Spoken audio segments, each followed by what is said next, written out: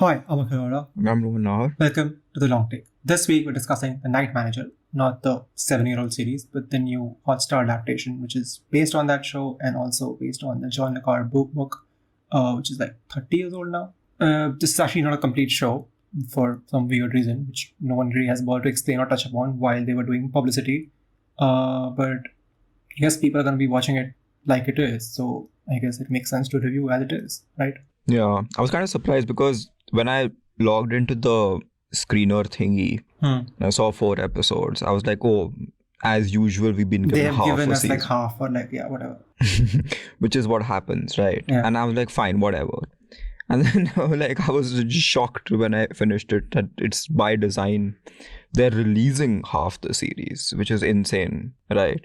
Yeah, I don't know Um, like why and- you would do that, but like I mean, so I like multiple theories in my head, right? So exactly, they're like, nothing's confirmed. But like, my first one was like they're trying to make it like an event show, right? Like they were like, oh look, Netflix did it with like You recently and Stranger Things, so like let's follow that model. Oh no, so I went full conspiracy theory. The episodes are unfinished. No. Oh. So my thing was they're losing IPL and Right. there's this rumor that they're also going to lose HBO. So I was like, they need something and literally desperation ka time hai. So this is all they have. And if they dump this and they have probably nothing on the slate for the next 2 months. So they need like And something more on the than slate. that, right? Like they're extending it. They're saying not till June, as it says at the end. Oh, it's longer now. I didn't know that. Wait, did it change between when you watched and when I watched? It said June when I saw it. It's at June. Okay, Yeah. so I misunderstood. I thought you're saying that it's longer than June now. No, like it's June, which is not a couple of months, right? That's more than a couple of months. Yeah. It's longer than a couple of months, which is also crazy because nobody is going to remember. Exactly, like because the reason I brought up You and Stranger Things was because those shows were like into their 4th season by the time Netflix pulled that move, which means there is an established like fan base or some fan base waiting for these shows, right? And it was communicated in advance, like it was announced much in advance that this is happening, so be ready Part for it. 1. Yeah.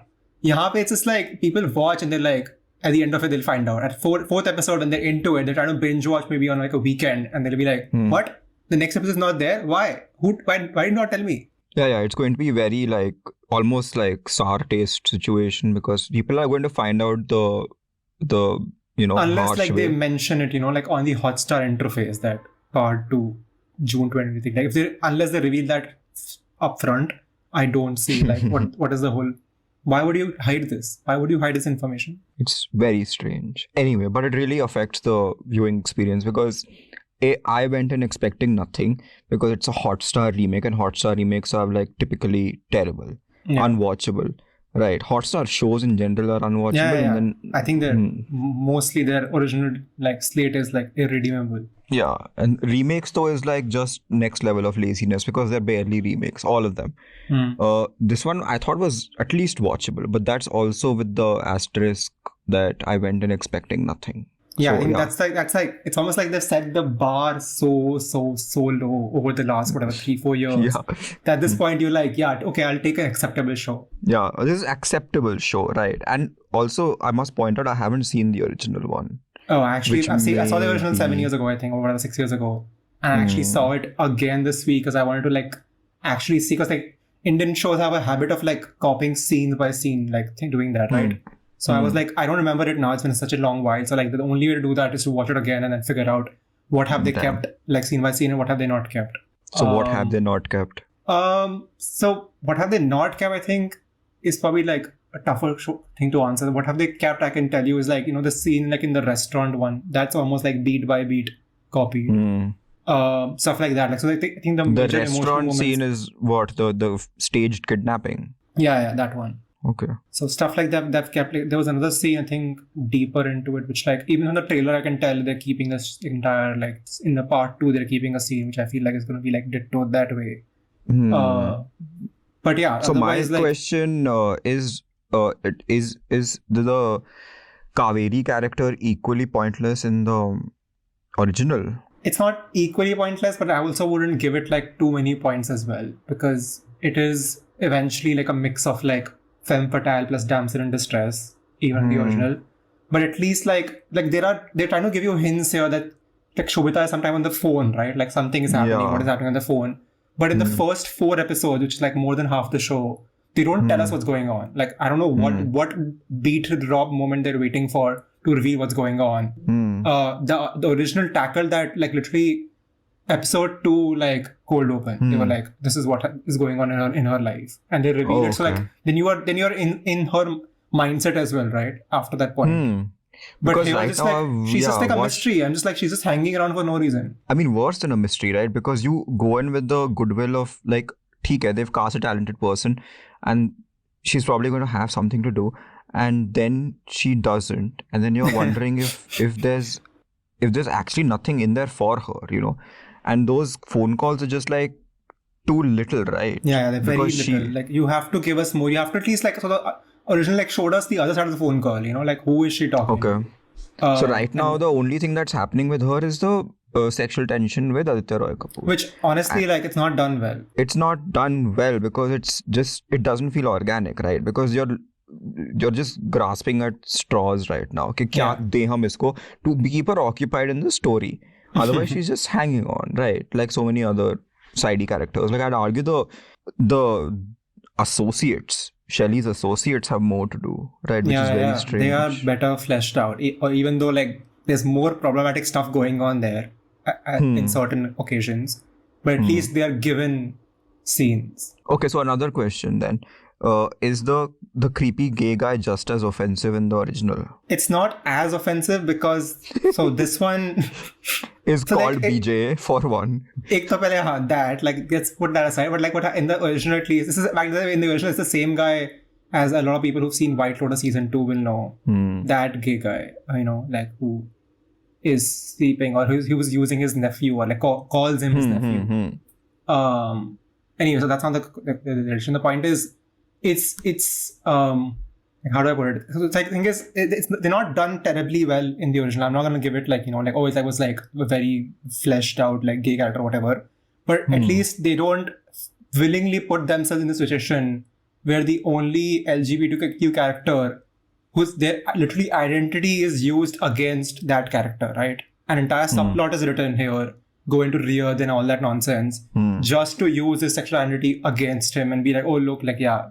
And it just feels so icky to me. I was like, that's your only, it's not like a show about gay people, right? And then like you were like singling one out.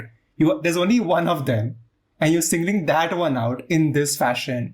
And it was so crude. I was like, this probably happens because it's like the people writing it have no like gay friends. So there's no like similar scene in the original, like no, he's discarded as well. There, he is like made like look like the mole by the lawyer as well, the same way. But not because he's. But not because of his sexual identity. That's not the tactic that the lawyer uses. The lawyer just pushed him out by saying that the guy Bhargati, they keep the same name, doesn't like him. That's it. They literally just come down to that. Bhargati doesn't like him because he's like very like whatever, like crude or whatever. Like, you know, he's very open, right? He talks a lot. That's how they push him out. Not that, oh, he's gay. Okay. I don't know. I mean, in isolation, that wouldn't be a bad idea because you assume someone from Riyadh wouldn't be very accepting of gay people. But then they've written they've intentionally written in a character from Saudi to make him go away. Like, just stick to like what the other show was doing. If you were gonna remake I it, also like, thought why would you make it more problematic? Yeah, no, I thought that the character itself was very powerful because every time he opens his mouth, it's some predatory thing comes out, right? And I'm like, that is not a stereotype you want to be propagating in this day and age. Like, have him do something else other than, I want to touch you. You're not my type, you know? Like, it's very sick. And it's sad because the actor seems to be having a nice time, you know? All actors seem to be having a nice time, in fact. There's actually one scene where with like, you know, the two Kapoors and Chatterjee, which actually like worked quite nicely for me, you know, when they're sitting around. I think when they're trying to like get him into the fold the first time, the interplay there is actually well done. And I was like, okay, the show could use more of this. And then I think like 20 minutes later, they push away the Chatterjee and I'm like, what are you doing? Yeah, I mean, some of the scenes where they're just talking are actually, you know, it's engaging. I wasn't expecting anything from Aditya Roy Kapur also. I mean, I haven't seen I wasn't terribly too impressed by him. I felt like he's not able to like. I mean, also because like once you've seen Tom Hiddleston in the role, I think it's impossible to live up to that. I thought it was fine actually. I thought he I had think that's the problem. He's just Hmm. fine, and that's not working for me. because he had the character itself requires 2 or 3 different things that you have to do, right? Because he's pretending, yes, I mean that's there, but he's also playing a different version of himself in front of different people, right? And I bought him in the initial scenes as this ex sort of army person. That's probably Maybe. comes more naturally to him than other shades, right? But then he was pretty decent in the scenes with the kid, for instance. He's decent with the scene in those scenes with the kid. Like I buy the friendship that they develop because it feels genuine, right? And it's supposed to feel genuine. I also buy his concern for the child in the first episode. I also bought the concern that he has for the Kaveri That's character. another change they made. So like they create like a father figure relationship here, right? Because you got a child bride in the equation. In the original, it's just like a romantic thing because the mistress is much older. Like they've changed that to sort of, I think, like it's almost like localization, right? Like this is what would happen here. I also thought it was kind of thematically relevant though, because children kind of are consistently involved in the plot, right? Because iska motivation is the first episode. In the original, the thread or the parallel is drawn that he sort of gets sexually involved with like the mistress and she ends up dead, and then later he sort of like has the parallel with like now the girlfriend, right, of the villain. But here I think the parallel goes to the child bride and then the child here, which will like the problem is the child disappears eventually, so that parallel will stop happening. Oh, this child in the Shelley's child. Yeah. Okay. I mean, I thought that he hasn't gone there. What happened in the end of by the end of 4th episode? Is he still around? I don't remember anymore. I think he's still around. Yeah, but in the original, like eventually he's just like, because the thing is, it's shown as like his summer is here and he goes back to school. So whenever I don't know if they'll keep that thread in this one, but if he goes back to school just like that here, then he's not part of the show anymore after that. Oh, okay. I mean, I thought that that was a nice desi touch, to have that parent-child sort of situation. Yeah, so I think that was a good actually thing that, that is a good bit of location that you sort of, I don't think the mistress thing would work well in a South Asian context. I think it's better to have like a father figure thing. Also because it keeps coming back, right? That he which I thought was nice. I mean, it at least didn't feel out of place when. Which is like so stupid then that they would not bring in what Sobhita is going through, because like the thing they're hiding, I don't know, unless they change it, is that she also has a child. Spoiler for part 2 for potential. Oh damn. I don't know. Which might make sense if that happens then. Yeah, so then maybe like just bring that in from the beginning, right? Then he also sort of, because then that's how you get him to start caring for her as well, because she has like a kid she's away from. But I don't know why they're keeping us hanging for so long with that character. Yeah. Okay. Yeah, I don't know.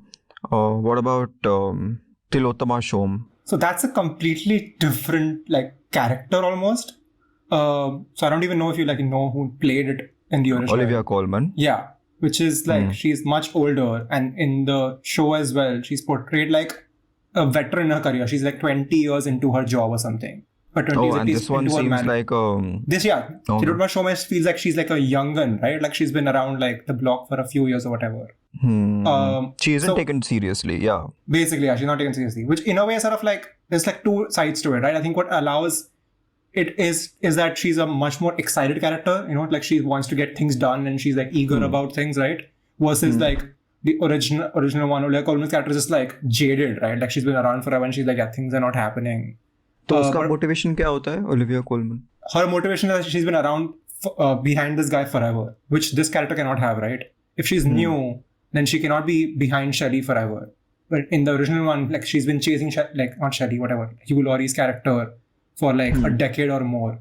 So her thing is that she saw him do an evil thing like in some 20 years ago, and since then she's been like trying to find a way to like nail him. Okay, and is the office dynamic situation there as well? Like she's like that she's undermined in the fringes by her. or whatever. Although like in that one, it's even worse because she's in the fringes like from the beginning. She's like she's part of the tiny agency. Like here they make her part of Raw at least, right? In that one, whatever, I guess because of how the UK system works, they make her part of an agency which literally like the opening scene when we meet Olivia Colman's character, she's in an office where the heater is not working. Like, they're trying to communicate that she's in a forgotten part of the world. Or like the Apple show with Gary Oldman. Gary Oldman, yeah, basically, sort of that, yeah. Okay. ठीक है. I mean, okay, fine. I buy each of these characters' ka motivation, which I thought was fine, like except the Kaveri character because I don't know what's happening. Like I liked how Tillotama Shome is not like driven by anything other than duty. She's like, this is the right thing to do, and I'm being screwed over, and I'm going to go rogue, basically, right? But rogue in a very desky fashion, not go rogue in the Ethan Hunt fashion. Yeah, because like she just literally pregnant. So yeah, and yeah, I enjoyed that. Anil Kapoor was being Anil Kapoor, which I thought was what we sign up for when we watch Anil Kapoor. Yeah, and I think that's what they signed him up for, right? To be Anil Kapoor. Like they weren't expecting him to like suddenly become a character actor or something. Which he is capable of doing, by the way. You know, there are some scenes which I thought in this show, like he's very he's Anil Kapoor when he's like doing that sinister kind of, you know, menacing villain kind of situation. But then there are scenes in which the camera kind of focuses on him while he's thinking and trying to understand if obviously he's suspicious of what's his name, Shan, right? Because he's smart enough to know that this guy can't keep popping up in my life 3 or 4 times without there being anything happening beneath the surface. So he's suspicious on that account. And he essentially takes him hostage, right? Which the show doesn't spell out, which I thought was nice. Otherwise, it would be like, there's probably going to be a scene in which he confides in whatever, the gay person, and says, Hamara plan ye hoega. We'll keep him here and we'll whatever, you know, beat him out. But the show kind of just goes with the flow and lets you draw your own conclusions as to what's happening. Why is this person prisoner on this island? And then there are those shots like I was mentioning where you see the gears turn in Anil Kapoor's head. Like, what is happening? Like, is this person genuinely a night manager, or is he a spy? And it's not like, is he like not who he says he is? He's genuinely thinking if he's a spy or not. Which is not nicely done. Yeah, because like BJ is putting that idea in his head like over and over. And there is like major reasons for Anil Kapoor to be suspicious, right? Because bande ka, you know, he's a former whatever military person. You know he's running with false identities. And then you see him in Cairo and you see him in Switzerland. Like that's like the level of coincidence is insane, right? Yeah. But just the desi, I don't know if this was in the original also, just the desi kind of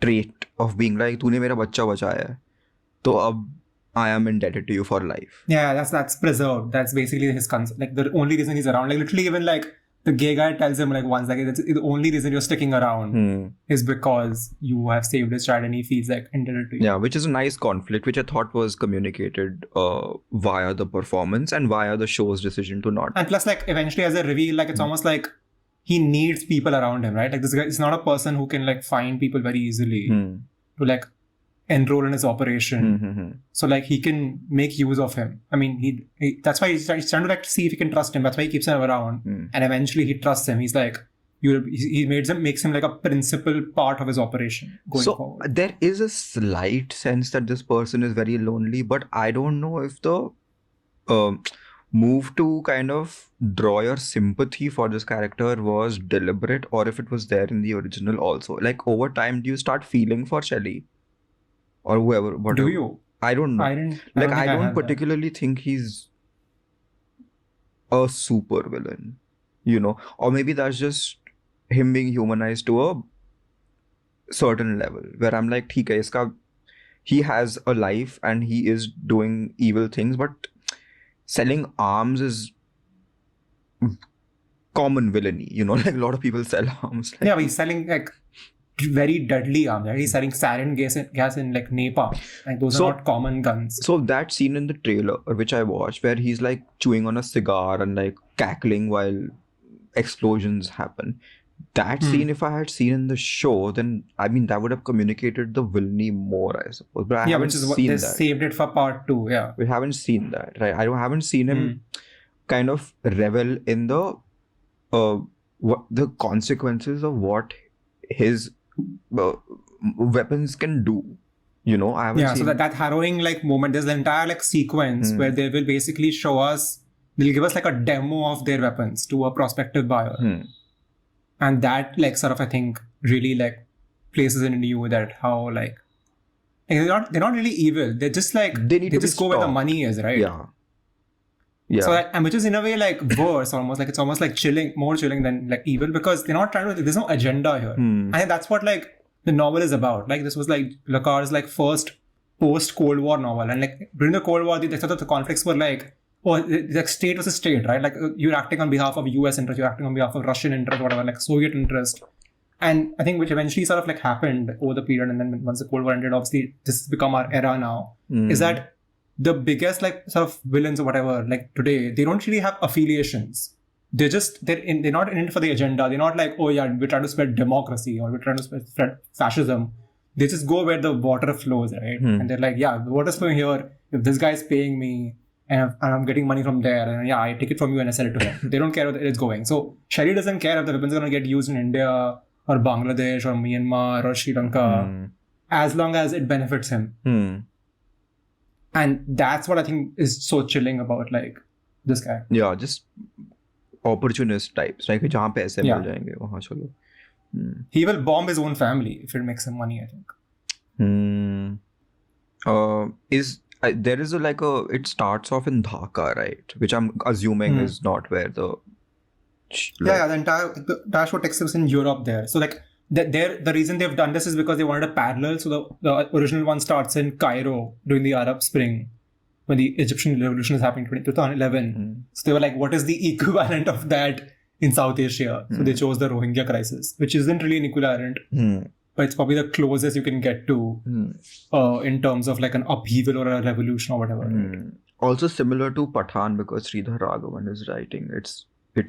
I was gonna bring up that like the first thing I was like, maybe like that's too much like a broken tape at this point, but yeah, it's as we complain, it's the same few writers going around in Bollywood writing everything. Literally, like this is like literal proof. You don't even have to say it now. We've covered this guy in 3 weeks, 2 times or whatever. 4 weeks. I'm shocked that Hussain Dalal is not involved, because Hussain Dalal's name pops up when you least expect it. In reality shows, Hussain Dalal's name pops up. I was like, what the hell? This is a reality show. Do you have a writer for this? And it's Hussain Dalal. My mind is broken. But which brings me to the spy stuff, right? Because Pathan obviously is a very different movie. It has to be broader. This is just by definition of how many hours you have, you can get into the spy craft. And you have to be grounded because like, you know, he can't just beat his way out of it. That's not the character. Yeah, he can't shoot his way out. He has to use his brains. But the extent of spycraft here is just like, to spy kar le, like just eavesdrop and try to report. Just convey information however you can. Which is why I thought the scene where the child, he takes a child for shopping was nicely done. Because he genuinely cares for the child, so he wants the child to have a nice time, but then he also has this mission, right? And the mission isn't the scene isn't like an action scene or anything. It's just genuinely like him being tailed by 3 people. There's suspicion. 5 people are suspicious of him. They have to get away. People are, you know, disguised in a way to being someone else, and they have to kind of figure out ways to communicate even though they can't communicate. It was nicely done. And it's the rare moment where I think the show like is able to deploy humor as well, with like Lipika and his like whatever Sri Lankan contact, which is the guy from he's from Monica, Oh My Darling. I recognize that one. Yeah, that was a nice scene. Is there an equivalent in the original? The original one, they don't really have like it's very straightforward actually. And in a way, I think this one works better for me, this scene, because here, they're also like, he takes him for like whatever, for ice cream or whatever, I think, and because they're in Mallorca and that's like very hot or whatever. And there are like 2 people following them. They actually like, here they stay on the board, right? But there they follow him the entire way because they don't have like a third contact or whatever. Because, you know, labor is not cheap, unlike South Asia. So the same henchmen sort of like follow them in that time. And there instead of fish market, it's just they go for ice cream. And literally like Olivia Colman's character like stands next to Tom Hiddleston and like overhears. Which like now looking at this scene like feels unrealistic, because I'm like, hello, why are the henchmen like not suspicious of like I guess they're not suspicious because the thing is she's pregnant in that scene as well, like Tillotama Shome. So like just an English woman pregnant buying ice cream in Spain isn't really suspicious, right? That's the But thing, like right? talking to him would be like the only thing they have to report. Like, bhai usme kisi se baat kar rahi hai. Exactly, but like she doesn't like talk to him, right? She just like stands in the queue next to him. Okay. So yeah, I think that's what the thing. Like, no, I don't think anyone suspects a pregnant woman to be a spy. That's the thing. That's how you get away with it, I guess. I mean, I think the biggest problem with this show is like Hotstar ne apne aap ko, they've kind of shot themselves in the foot. Because even though I was engaged, I am not going to like 6 months later be like, fine, let's watch the remaining half of this show. I'll just be like, whatever is coming out us hafte, I'll watch that. No, why would I watch this? Okay. Like, you don't have as I said, like an established audience, right? It's not like the 3rd season or 4th season. Like, why are you making people wait around? It's not, or like you do the other thing, right? The thing is they keep flipping and like going back and forth. So with like a recent weekly, season, they did a weekly with a recent show with Pankaj Tripathi, where like they did 1 episode a week, and now they're trying this nonsense. Like, it clearly seems like, whatever will stick on the wall thing kind of situation. They like try every format and see what works. Because like I'm guessing like the weekly thing didn't work, right, with that show. Otherwise, why would you try this one? What show is that? Criminal Justice ka some 3rd season or whatever. Oh, I had no idea. So like stick to one approach. I don't know, like why would you try this new approach? Like 2-parters are just like weird. At least with like a weekly, you're literally telling people that there is an episode coming, and then at least people are used to that, right? Coming in week out. That's like an established thing. But like a 2-parter, like 4 months, whatever, apart is just not a usual rollout. Yeah, very strange. It kind of hurts the show, which is unfortunate because there were so many. Like, if you want to do this nonsense, do it with like Rudra or something. This show that is anyway bad. But like that was the most watched show they had. So they claim. Season. Yeah, that's the thing, right? Like people finally gravitate towards like dumb shit. I guess. I mean, unless Ajay Devgan made them say it. Like, agar tum bolo mera show sabse biggest tha. Otherwise, I'm like. Who knows? Anyway, this is fine. Not bad. The funny thing is they want to make like more seasons of it. I read that, yeah. That's going to be the real challenge, right? Because then they won't have a book, they won't have a show. Yeah, they'll have to go off and like better people than... On their own. Yeah, exactly. Which is like when the real test comes, right? It's one thing to have like 2 sources, not even one. You have the book, you have a show to like, you can literally like go scene by scene and be like, ye acha nahi hai. But then when you have to go off in your own, how do you manage that? Yeah. And I haven't seen anything that this person has done. I haven't seen Arya either. I haven't seen Arya either. But even that one, I think, is like made on some foreign show. Yeah, it's a remake. Although I don't know, because it's 2 seasons, so I don't know if they're continuing with the remake or just going off the book. Yeah, okay. No idea. I haven't seen the original or Arya, so I cannot comment. But, yeah, I mean, we know what the bottom of the barrel is, so that's what they have to avoid if they are going to continue with this. I read that they have the blessing of whatever, Le Carré estate, so whatever. Yeah, because it's produced by the son. It couldn't get this is like this is similar to the Gauri Khan saying Pathan is good. Possibly, yeah. So like John le Carré is his like pen name, right? His actual name is something very British David Cornwell name, or whatever. Yeah. So his son is Simon Cornwell, and he runs a production house called the Ink, whatever company, I think, I'm not sure. And that's the one company that produced the original, I'm guessing because they have the rights, and they are involved in this one as well. There you go. So that's how they have the blessing. Because it couldn't be any closer tie. थोड़े से पैसे और डाल देते. That's my only thing. Like, if you're going to like have foreign investment, then just put more money in now. Yeah. Like, you want, like, who's the biggest actor? Like Anil Kapoor, right? So just you're saving so much money idhar udhar se. Just put it in the production. It shouldn't look cheap. I think we're beyond that age, at least streaming mein. Because whatever, movies have to cater to 1 million people. But here you're catering to potentially the entirety of Southeast Asia, right? Or South Asia. That's huge population. Yeah. So you have to have certain level of this thing. It shouldn't look sasta. Yeah, which is like if you watch the original, like it probably feels like a like a Bond movie in 6 parts, because it's going like Mallorca, Cairo, Istanbul, Turkey, and then obviously London. and like feels lived in these places, you know. Like it feels And like this they one went feels like to a most pandemic places. project because it's like हम एक island पे गए हैं और वहाँ पे हमने पूरा show Yeah, especially because like they cut it, right? Like we don't even know where they're going in the second part, but it's not like it feels like this is gonna go. Like from what I've read, it feels like they're going to go Rajasthan or something. No, okay. So like that's not gonna be very like I don't know iconic or like visually. Like, Because insane. Dhaka portions were clearly like some second unit went and like shot like shot like plates and everything else was I think done in Delhi, Bombay. I don't think it's possible to shoot in Dhaka. I don't think I've ever heard of a project that's shot in Dhaka. it wasn't. Oh yeah, even the Chris Hemsworth movie that was it was shot in it was Ahmedabad. formerly called Dhaka. You talk about Extraction. Yeah, it was literally called Dhaka once and they were shot in Ahmedabad. Not a country, I think you can shoot or whatever. They went for Amit Shah ka territory over like actual Dhaka. How difficult shooting in Dhaka. Okay.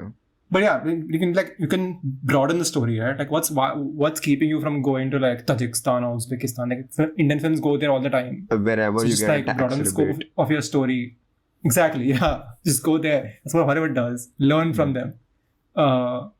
So you can expand. Why does the story have to be Bangladesh, Sri Lanka, India? Like no one's stopping you. It shouldn't come across as ye cast and crew ko chutti mil gayi. You know, like. Exactly, and because it can't come out because you're calling this person a merchant of death. You're calling this person the worst person in the world, right? So he needs to feel like that level of power. He can't feel like that power if he roams around in some gaon. Yeah, he has to be seen wheeling and dealing with like. Yeah, like Hugh Laurie is literally in a castle in Mallorca, and this guy has some island. Not even an island. He has the corner of an island. So yeah. Doesn't like feel like an international arms dealer who's gonna do big things in life.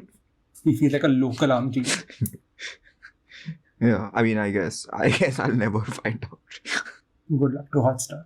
Okay, then time to wrap it up. That's all for this episode of The Long Take. You can follow us on Facebook, Twitter, YouTube, Instagram at The Long Take Pod. You can write to us at thelongtakepod@gmail.com. Please leave us a rating and a review. We release this episode and we will see you next week.